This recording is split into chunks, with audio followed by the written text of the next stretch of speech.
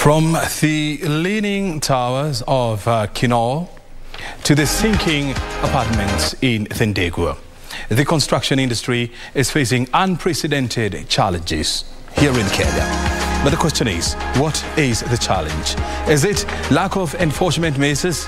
Is it policy and regulations, or is it corruption?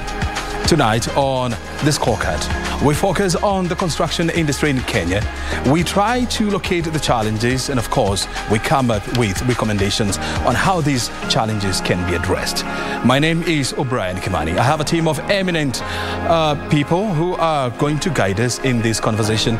This is a show that you don't want to miss because it is going to be a wonderful program ahead of us. Marie Yambo, my co-host, is on the other side of the studio. She has more information about this industry. She's going to paint the picture for us using the numbers. And you know, numbers do not lie. Marie, over to you. Thank you so much, Brian Kimani, and thank you to you back at home for joining us this evening on this scorecard. Very pertinent issues, questions Brian is asking there, and hoping that our guest will be able to steer us through this particular discussion. Now, poor workmanship is the leading cause of building collapse in Kenya, according to an audit report by the National Construction Authority, NCA, on building collapses in the country. And the causes of the building collapse, according to the report, include the use of substandard materials, non-compliance to building materials and regulations, inadequate structural design and overloading, and inadequate maintenance of structures. The findings follow an assessment of 14,895 buildings. The assessment also found that 10,791 of the buildings were very unsafe.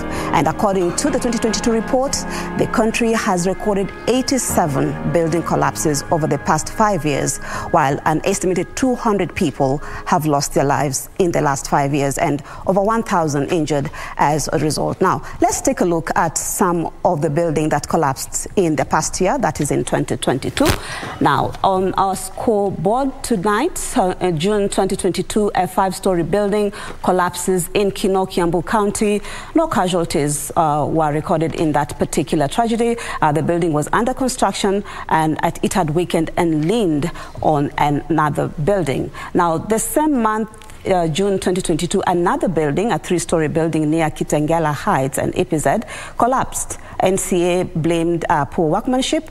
Unfortunately, 2 people died in that particular tragedy. Now, on the 26th of September 2022, a 6-story building collapses. It was under construction in the Kirigiti area. It claimed 5 lives. The building had already also been suspended by the Nairobi County. On the 16th of November, a 7-story building collapses in Kasarani. 1 person succumbed. Another building collapses in November, that is on November 2022, an 8-story building. It collapses at Kwandege in Tasia, that is in Embakasi. Here in Nairobi. Now, what are some of the structural defects that you can watch out for in case you are in a building and wondering whether it's safe to stay in it or not? So, if you see cracks on walls, that is also an indication that could be structural defects, commonly caused by unbalanced soil pressure on concrete blocks, on foundation walls.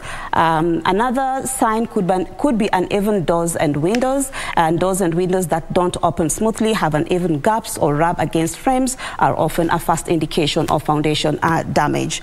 Another sign could be sloping or uneven floors, and if a floor develops a slope, it can be a sign of the house settling or foundational issues. But who am I to give you more? The guests are here, the engineers are here, the experts are here, and they'll be able to give you more on that. But before I hand it over to Brian, we'd like to hear from you. Our question of the day is, what is the biggest challenge facing the construction industry in Kenya? That is, what is the biggest challenge facing the construction industry in Kenya? Would like to hear from you. Our Twitter handle at KBC Channel 1, KBC Channel 1 TV on Facebook. Get tweeting, get talking to us on Facebook, and we'll be able to sample some of your views within the program. O'Brien, take it away. Well, thank you very much indeed, Mariambo, for taking us through that analytical set of data, and of course quite scaring there. Well, that is a topic that we just want to handle tonight and ask ourselves, what is the way forward? Because this situation cannot continue as it is. We need to come up with a solution to deal with the crisis that we are facing in the construction industry. I told you about some eminent team in the building, and I'm joined by Engineer Nathaniel Matalanga. He is the immediate president of the Institution of Engineers of Kenya. He's now a member of the World Council of Civil Engineers, which is a world body of civil engineers. He's joining us tonight to help us more on the engineer's perspective. Engineer Matalanga, thank you very much indeed for your time. Thank you very much, Brian, for having me. Very good. Welcome to the show. And next to Engineer Matalanga, we have Reuben Kimani. He's the CEO of Username Investment. He's in the real estate industry. And on top of that, he's also an ICT engineer. Thank you very much indeed, Reuben, for joining us. And of course, you'll be helping us to understand how can we deal with these issues, from ICT perspective. Thank you, Reuben. Thank you so much for having me. I'm glad to be here.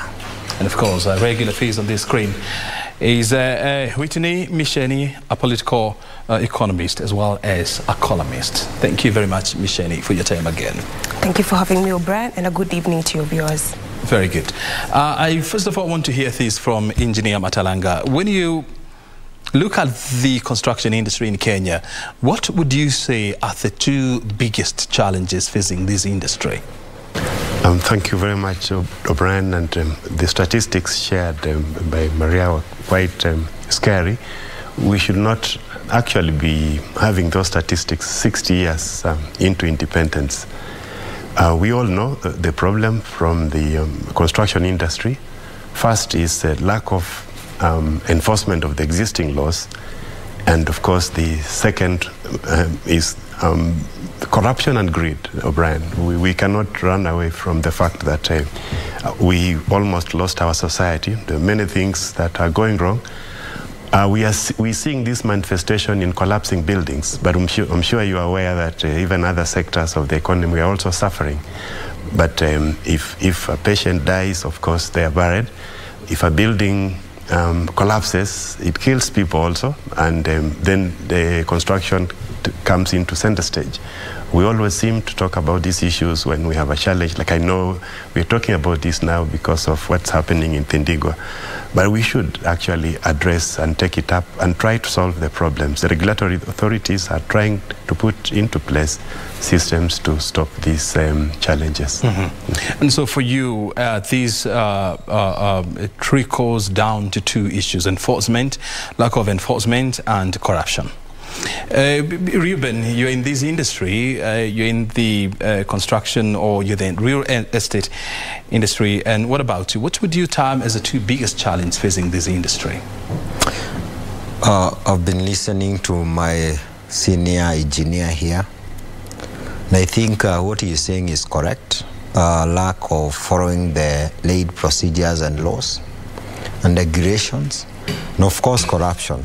But it's also good to understand, because we are in business, what is the root cause of this? Why these are business people? Why do they do what they do? Of course, there is a reason behind it. And I'm looking at other core factors which I think contribute significantly to this problem. One of the things is, if you look, we're in the real estate sector, specifically focusing on affordable land where people can build their own homes.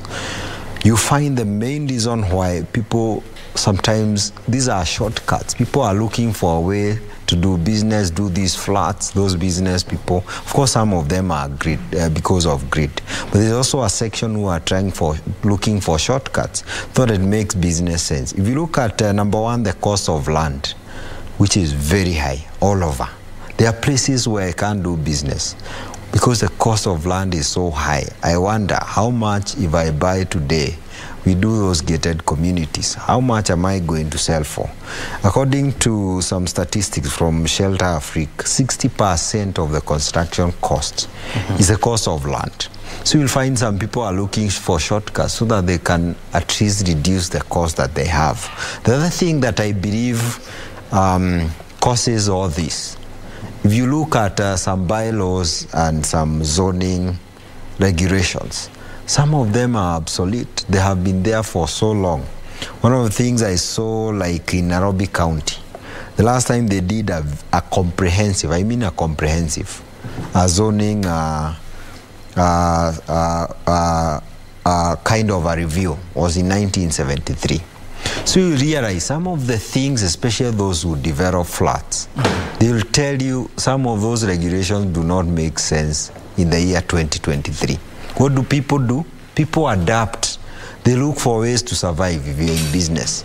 You have to adapt, you have to survive. That's why you find people cutting corners, not because of their own wish, because that's the only way to do it. Some laws are obsolete, and I think we need to change.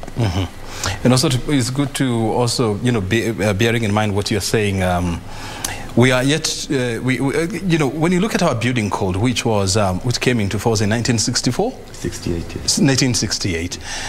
It is being reviewed right now. Actually, it hasn't been passed yet, eh? Not yet. Not yet.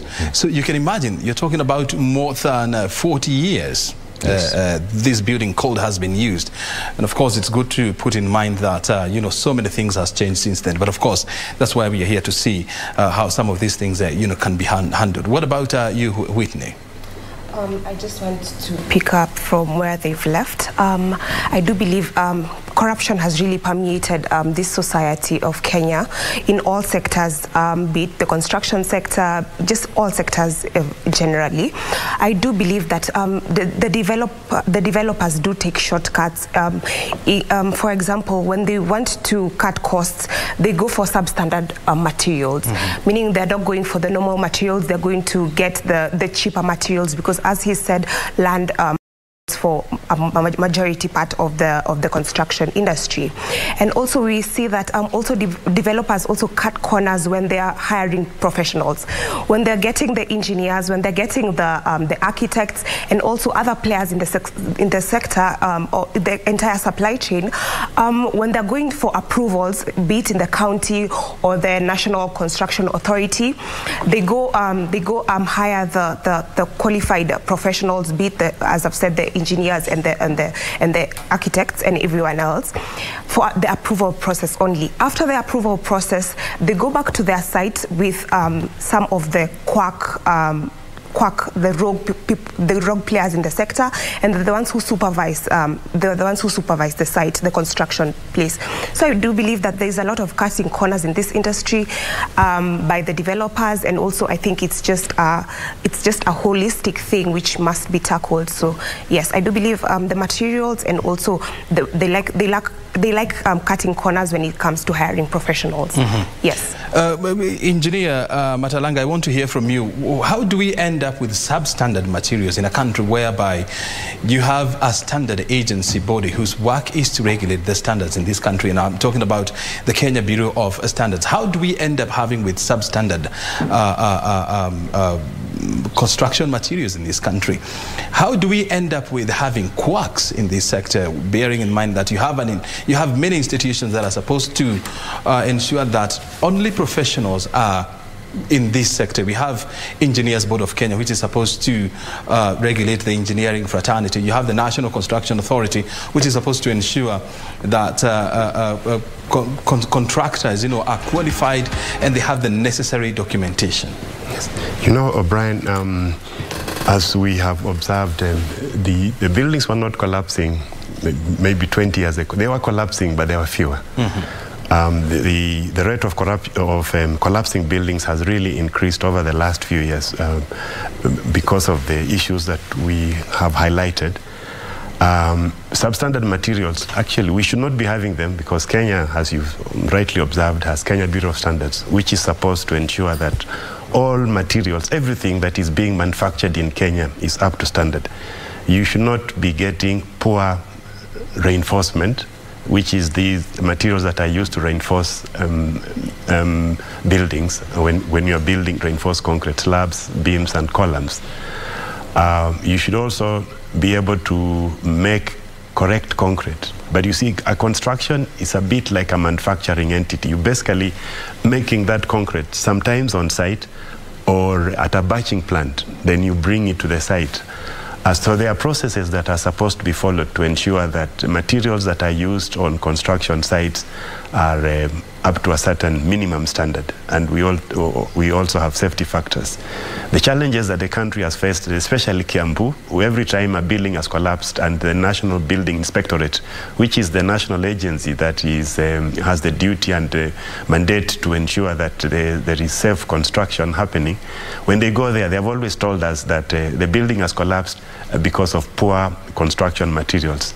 This happens because we don't have proper supervision. As Whitney has rightly observed, because of corruption, we get professionals employed only at the concept and the scheme design to do the drawings for approval, and for some reason the developers now set them aside and want to do the construction themselves.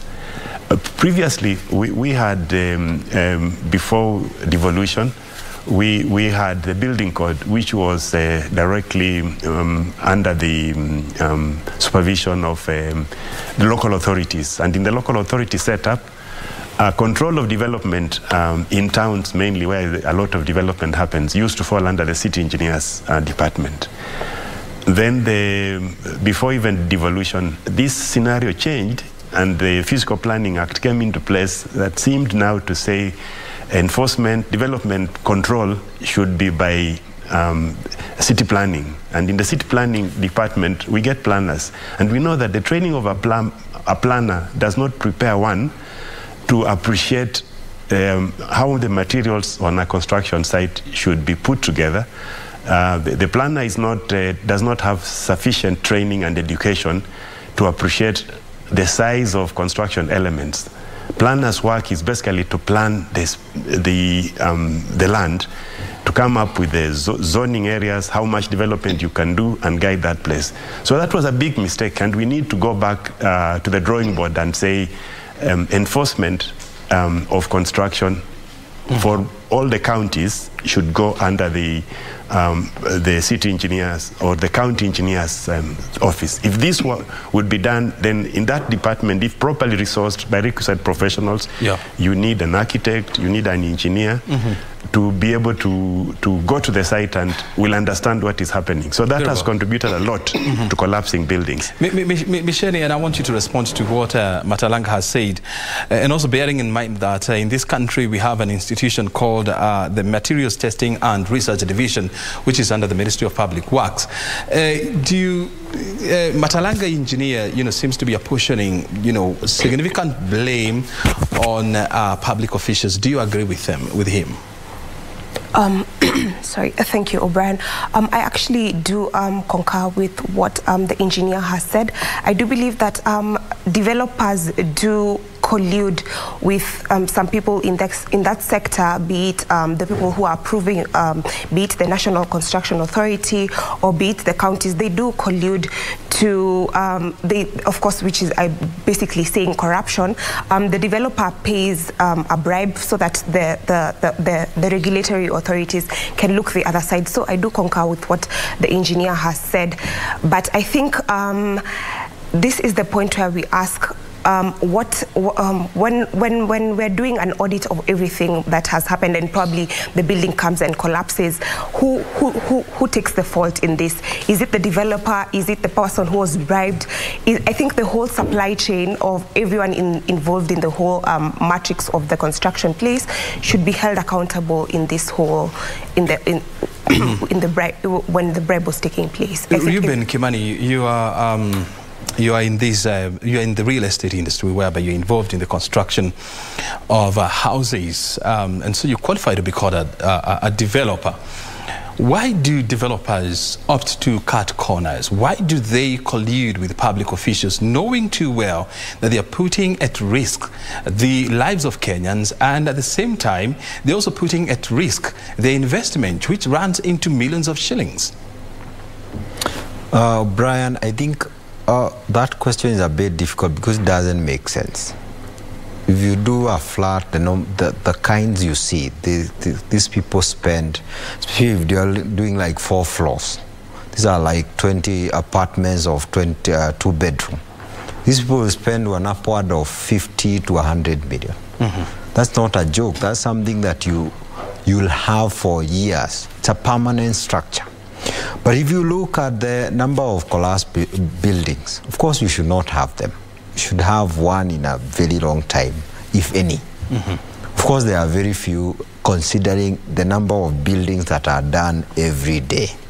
So what happens, these are the minority, of course you should not have them. It tells you there are so many people, of course, who are doing the right job, to start from there.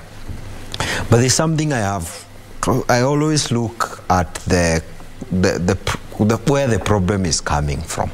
I mentioned about the high cost of land.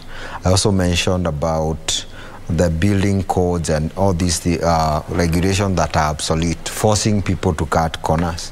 But I know there are fraudulent characters in the industry. I come from real estate. Right now we came from a very big association meeting in Naivasha, because we want to come together and tell people 95% of the company doing this business are legit. We have been very quiet. We are coming together to tell Kenyans there are people who are doing a good job. I also believe there are developers who are doing a good job. I wanted to add something that is also important. The cost of building materials, the major material here being cement and steel. One of the things is that people are trying to find ways of surviving. Even the ones who do a good job, maybe sometimes they do by reducing their profit margins. One of the biggest factors is the cost of building materials. And I always give an example of what happened, I think, sometimes when Kibaki came to power. We never used to have all these motorbikes we see. We used to see them in Nigerian movies, right? But after some point, they decided to zero rate the importation of these motorbikes. What happens? We have millions of them employing many young people, and I believe we can do the same in real estate. Reduce the taxes on major building materials. I'm talking about cement and steel. I think the government can be able to do this. If that cost is to go down, some people will see business in it, and some of them will not cut corners. For the few, in every sector you'll find fraudulent kind of characters. For those few, and that's why he was talking about this culture of not following rules. And I also want to say, there are all these building that keeps going down. In some countries, especially in the West, if something like that was to happen, those people will do a report. They'll say exactly what happened at every stage, and they'll know exactly why that building went down. And I think over some time we have not been doing that. I think there is a general lack of following rules, especially in our country. Look at corruption. Of course, people look the other way in those buildings, because some of them are blatant. Even for people who are not as experienced as my friend here, they'll be able to see there is a problem here. Of course, I have visited some flats very fast in some places. This is a trade town where we sell a lot of properties, affordable properties. And you realize, oh, somebody do this. I may not be a civil engineer or mechanical engineer, but I can tell you this is a problem. Somebody approved it. So there is also that lack of following the right rules. No one seems to take this serious. Like he said, maybe you are waiting for another building to come down. And then the cycle continues. There's that overall lack of... I just wanted... Apologies for that. I just wanted to address his point where he says that the point where the counties come to approve, I do believe that we have had reports that when the county planning committees come to approve the construction sites, they actually lack personnel, they lack qualified engineers to go and inspect the site, meaning they can approve, but the part where they go to inspect, they actually lack engineers, they lack resources. So I think this is a larger institutional failure also from the counties, because they're also unable to perform that mandate which they've been given of approving and inspecting the construction sites. Yes, Matalanga, because I want you to make your point quickly before we go for the break. And I also want you to hear from these. I saw a report that was saying that only 5 counties have employed the services of engineers. Is this true? O'Brien, that is true. And the main challenge out of the 47 counties.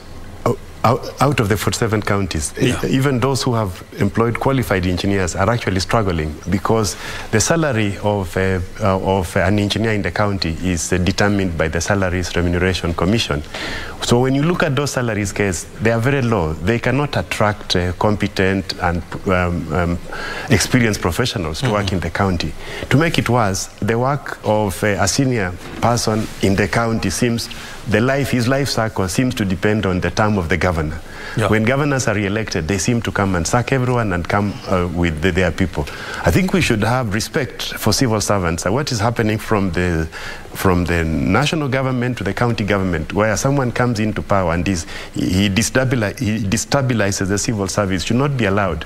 The Public Service Commission should come up with a code that protects the civil service. They should be able to come up with proper salaries for professionals who work in the counties for us to be able to have those people there and grow capacity.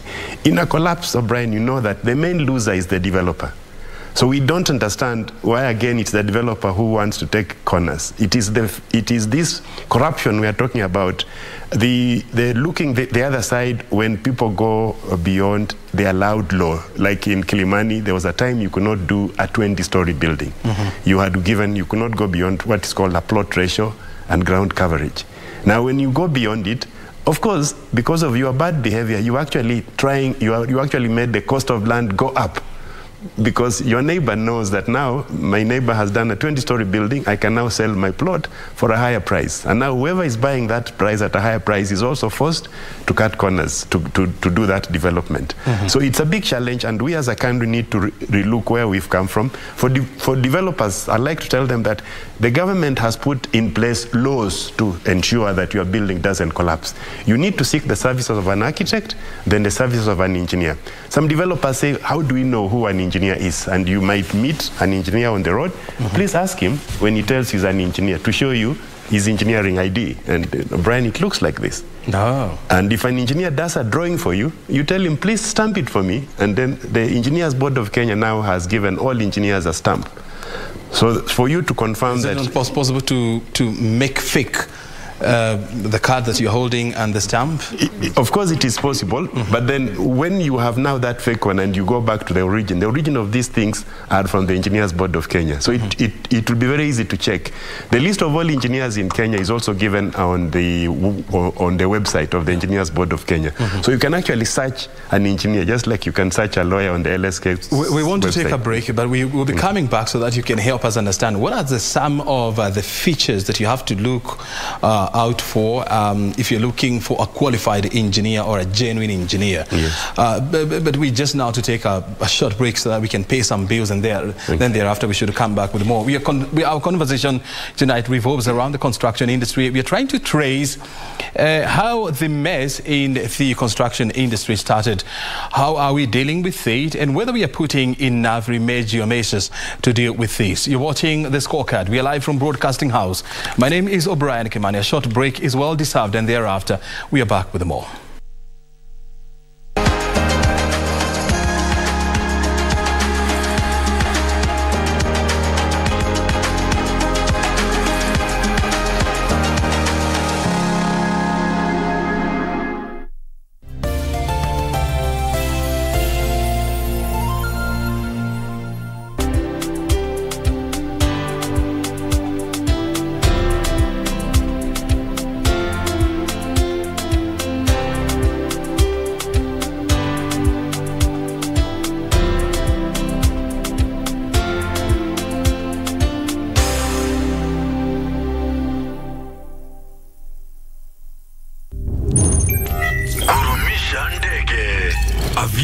Instant game. Be a daring pilot and earn by how much high you can lift the plane. The higher you fly, the higher your win. The sky is the limit. Mozart Bet.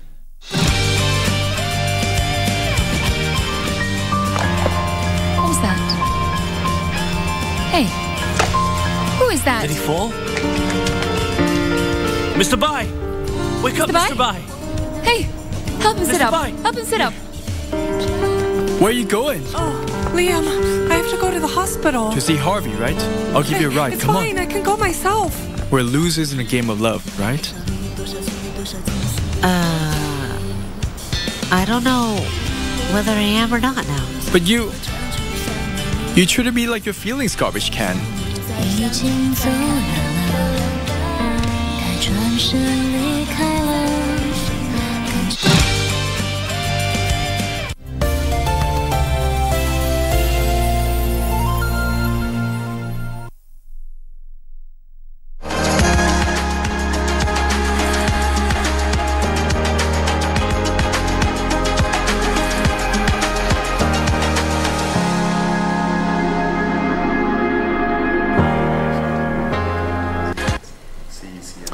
Welcome back. You're watching The Scorecard. We are live from Broadcasting House. At O'Brien Kimani is my Twitter handle. At KBC Channel 1A is our Twitter handle. For tonight, we are focusing on the construction industry. Marie Ambo, my colleague, managed to take us through the worrying numbers, the numbers of buildings that have collapsed and the numbers of lives that we have lost as a country. And I can tell you for sure the numbers are indeed appalling. We are in the company of engineer Nathaniel Matalanga. He is a member of the World Council of Civil Engineers. He's the immediate president of the Institution of Engineers of Kenya. And of course, Reuben Kimani, he's an ICT engineer as well as the CEO of Username Investment. And another regular face on this show is political economist and columnist Whitney Mission. We continue with our conversations. Matalanga, you showed us some items that you are carrying. One of them looks like is an ATM card. Is it actually an ATM card? Eh? Yes, Brian. Actually, you can use it. It's a Visa card. I can use it. Issued by National Bank of Kenya. Wow. Yes, so you. So there is money in it. There is money in it. Yes. But the proper use is this. It's supposed to identify you as an engineer because your name is given there. It is written, the engineer identity card, kitambulisho cha muhandisi is issued by the Engineers Board of Kenya. And of course, you have your name at the bottom and your membership number. So you might be able to make it on River Road, but at least how many people make ATM cards on River Road and work at the ATM? Yeah, so this has very, has security features. Yeah, so at least. So when you are contracting an engineer or you're hiring the services of an engineer, that is one of the critical documents that you have to look out for. You should actually ask for it. Because you're paying money. When you go to the hospital and you go to see a doctor, you probably look out for his license that is posted on the wall. Yeah, but you see the engineer will now be coming to you. He comes to your site. So ask him as he comes to inspect, you are the one who has been sent from so-and-so's office, or you are the one whom I have contracted to do this work. Can you show me your identity before you allow him to do the work? And the other thing is that gadget that you're holding. Yes, this one now, when they do drawings for you, like these drawings that are submitted for approval, it is called an engineer's stamp. It's also issued by the Engineers Board of Kenya. It has your name, your registration number, and when you stamp it, there's a place for you to sign. Commit yourself. So if the drawings that are being submitted to the county government, to the developers, are not having this stamp, then of course there are telltale signs that that person may not have the correct qualifications to do that job. Is it possible to get that stamp on River Road? Anything, of course, is possible in Kenya, but as you said, so how the combination is the genuine one? The combination of the two of them on River Road is a bit hard. Because the details that are on my card are exactly the same details are on the stamp. So the stamp is given to me because I cannot attach my card to my drawings. So I stamp them and sign. But if you are my client and I have done the drawings for you, I expect you to have looked at my card and then taken my details so that when now you receive my drawings with my stamp, they should relate. So that is, Reuben, because I know you are, in the value chain, you are the construction area. As contractors and as developers, how many of you or how many people are aware that that is how, number one, you certify a real engineer?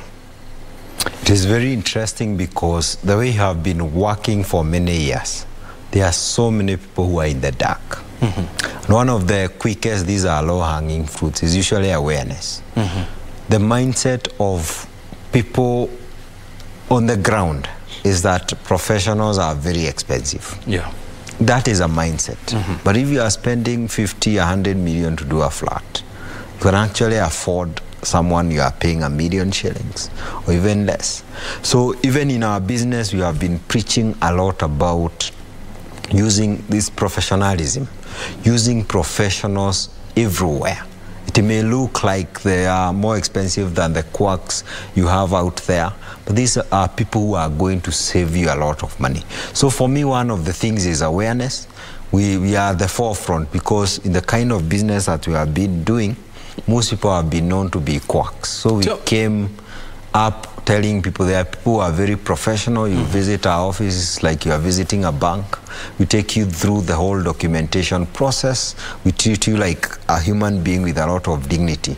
So most people out there think, and this is, I think, for me, because I've dealt with quite a number of contractors, people think by dealing with quacks you are saving a lot of money, yet they are losing. So for me, that is very important. There's also part to be blamed on maybe the developers, that mentality, something that we have to keep inculcating.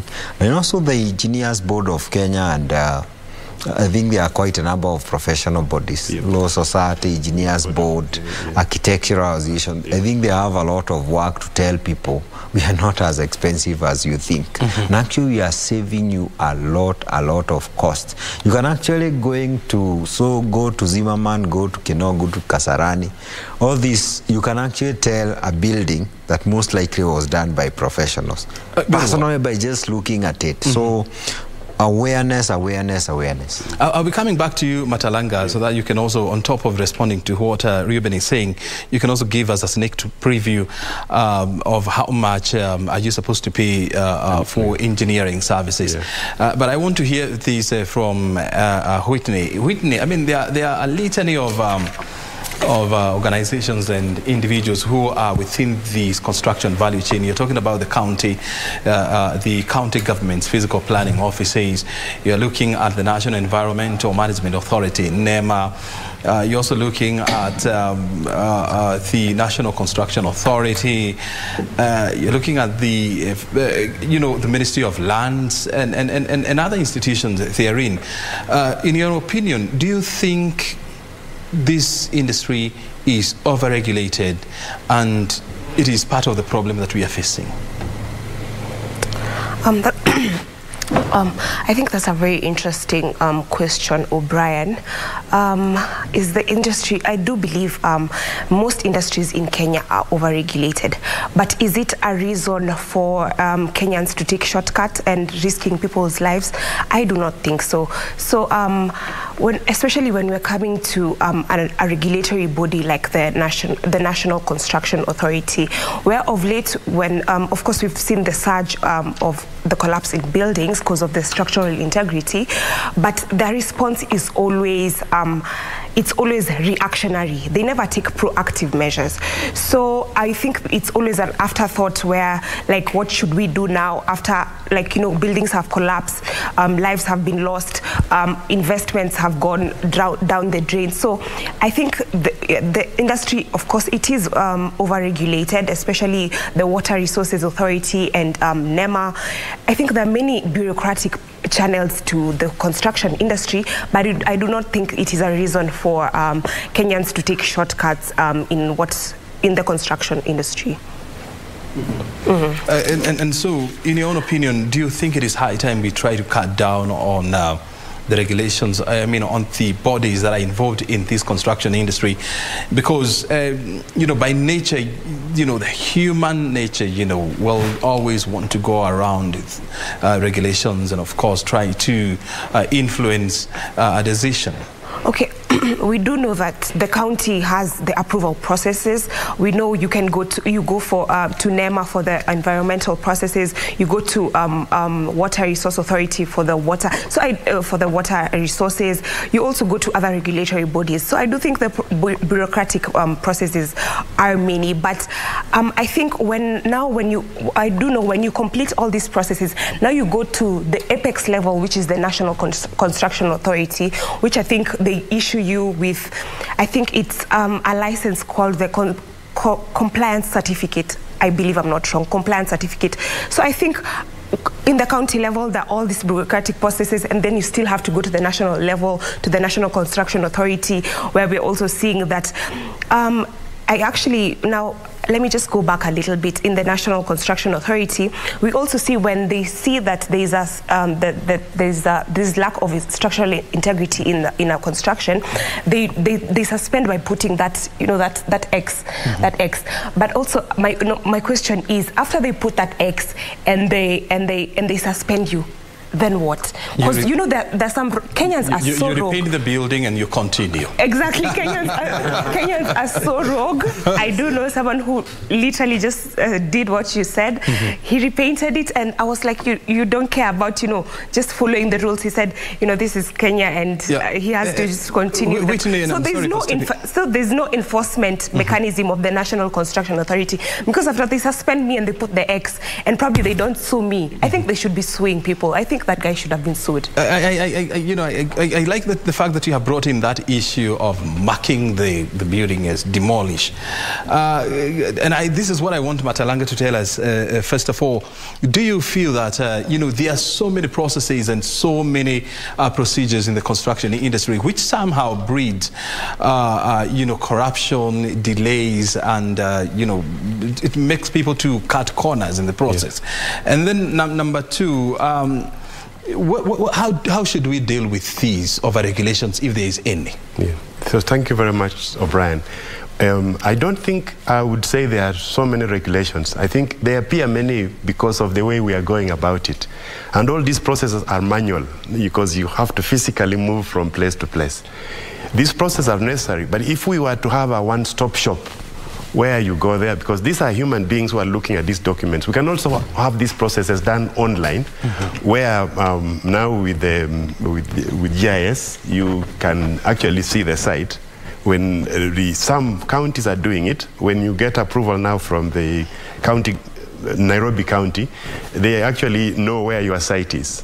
So you don't have to physically take the drawings now to the county government to request for approval. You lodge them, you online, you scan them and load them online, and when they are approved, if you want the hard copies, now you can take them to the county government's engineer for signature. So it's basically the way we are doing it. But O'Brien, the other thing that is coming up is that what's the role of NCA? NCA Act 2011, and if you go, it seems that when NCA Act 2011 came into place and NCA was born, the number of collapsing buildings increased. Because before we had the Ministry of Public Works, which was the register for contractors. But now the register of contractors is by the National Construction Authority. The purpose NCA was set up was actually to regulate contractors. So it's supposed to register contractors and ensure that only contractors that are registered by them are the ones doing construction. But what happens now? We should actually go back and audit the register of contractors that is held at NCA. You'll be surprised what names they have on that list. There are laws there that for you to be a contractor, you have to have some technical competence among your directors. So another problem, you may have a certificate of a technical person, but the purpose of that technical person is that he's supposed to be present on construction sites. So NCA should be following up this, that you are the contractor in our register, you are doing this job, are you the one on this site? So what they do, they come and say, they mark the building with that X. When a building collapses, you have had the standard thing, we did not approve it, we did not register it, we marked it X. But so what? the process of NCA is supposed to be physical. They're not supposed to be having a computer in their office where they're showing you that the building was in our system, the building was not approved, and yet you have an officer there who is looking at this building grow. It's not a tree. The building is being built by people. And I like the fact that you're bringing in that issue because one of the biggest challenges that the National Construction Authority has is the fact that it does not have enough compliance officers. And the issues of funding has always been a big challenge. And in the interest of time, because I can see, we have very few minutes, before we wind up, I want to hear this from Reuben. Reuben, how do you feel, as a developer, as a person in the real estate industry, how do you feel, or this industry should be streamlined to ensure that we minimize the number of buildings that are collapsing? On the issue, and they have shared very good points, Michelle and Matalaga here.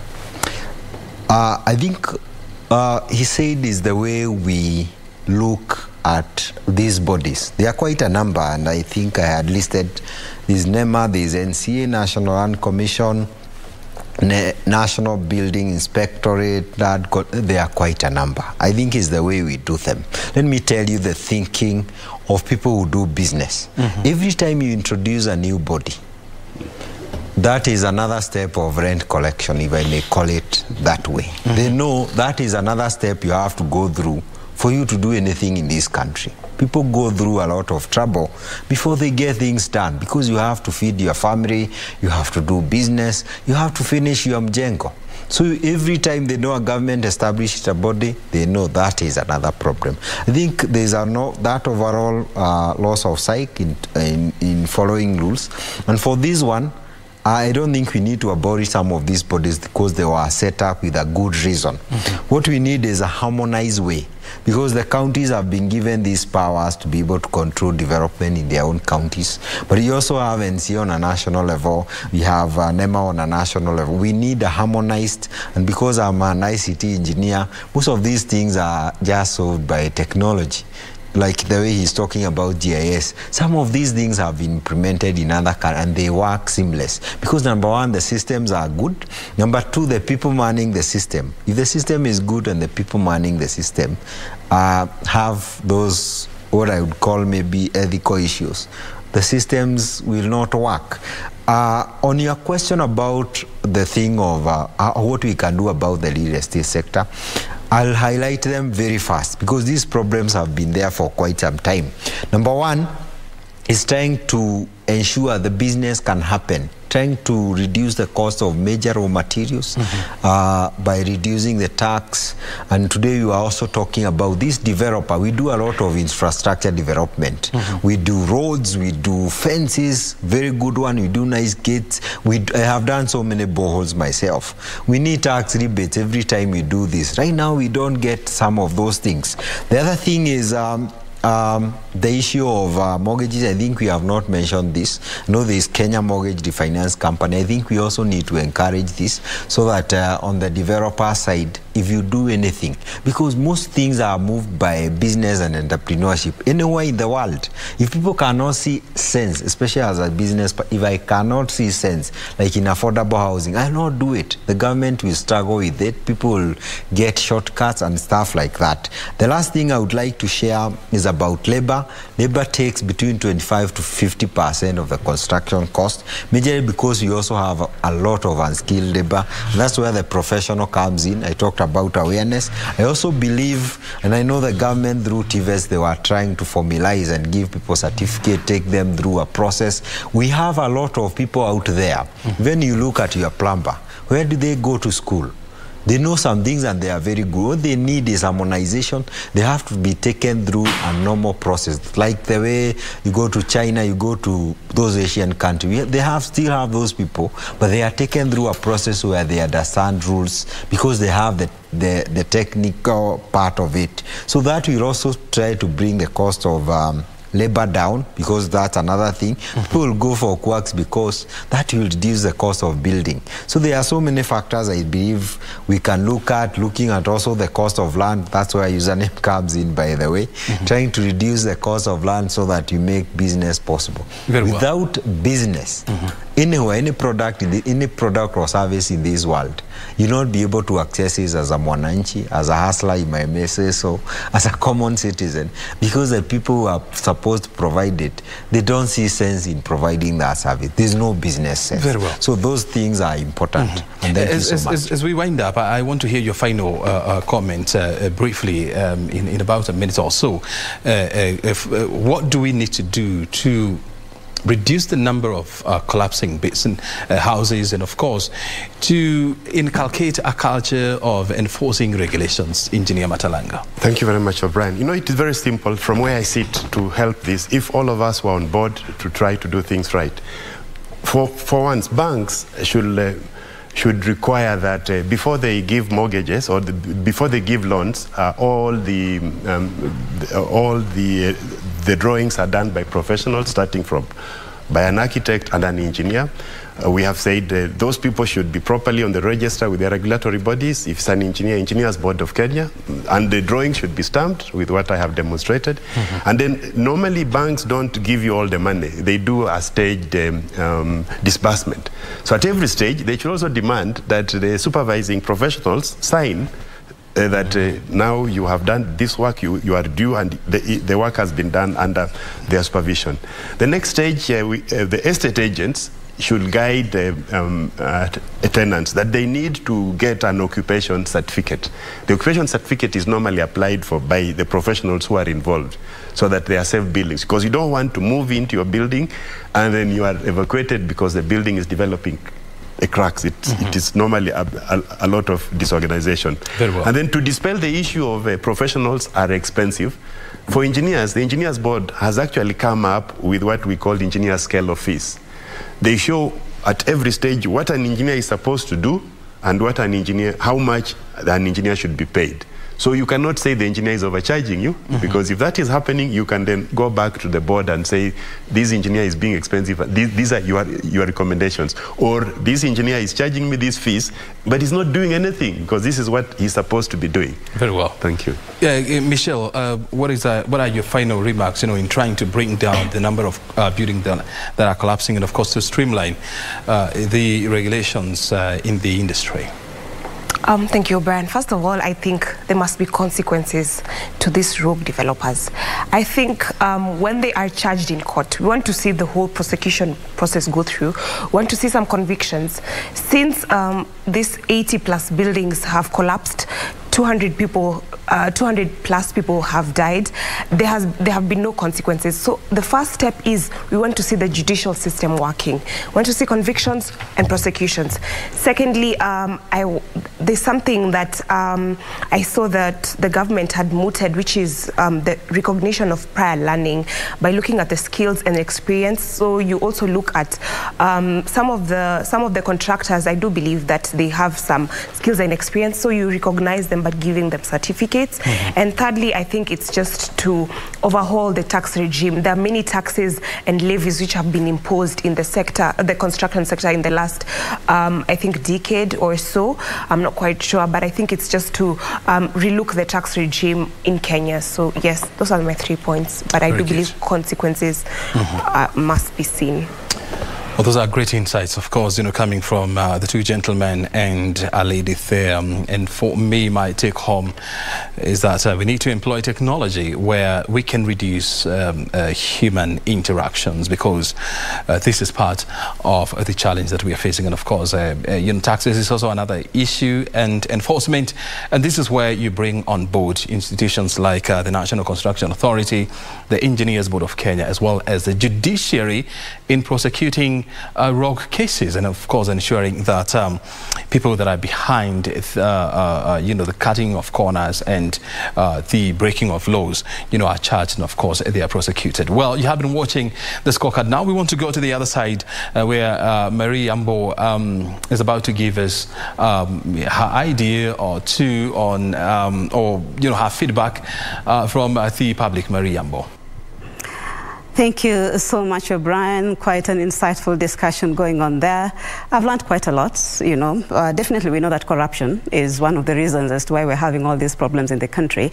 But that does not mean that enforcement should not be done. You know, just like Whitney has said, we need to see heads rolling, because without consequences, then definitely we'll have all these problems going on. You know, when you rent a house, it's not the work of the tenant to start finding out whether this house is, you know, conducive for me to live. So there are people or their bodies that are actually charged with doing that. So we should be able to see them do their job. And in that case, we'll be able to save lives and definitely grow our country. Well, we do not really have a lot of time to sample some of your views, but there is a question here for Engineer Matalanga. Do we have national and county bylaws governing construction? If so, which one supersedes the other in terms of ensuring compliance? I'm not so sure whether we have time for Engineer Matalanga to respond to that. 30 seconds to respond. Yes, thank you very much, Maria. Yes, we have laws. We have the building code, which is a national document that all developments are supposed to comply with. And every county is supposed to come up with their own bylaws. Some counties have been fast and they have done it, but others are still on that journey. I don't have much time, but that is a process. Yes, we have bylaws, the national laws. The building code that we observed was set up in 1968. There have been developments to review it, but the challenges we are having is that NCA, which we in the construction industry have challenges with, seems to be the one taking the lead. They are not even regulating the contractor. But we feel that if they are the ones going to take charge of the building code, then they will also now pretend to be regulating engineers and causing more havoc. So we need to find out the proper home for the building code, and we're recommending that it should be the Ministry of Public Works, enforced by an agency in there like the National Building Inspectorate, a national body, but not to be managed by NCA. Thank you very much. Thank you so much, Engineer Matalanga, for that response. I hope Isaac, who is watching, and you did get your response over there. So from me, I want to thank you so much for taking the time to be with us this evening on Scorecard. Remember, we are here every Tuesday at 10 p.m. O'Brien Kimani, I'll hand it over to you to close the program.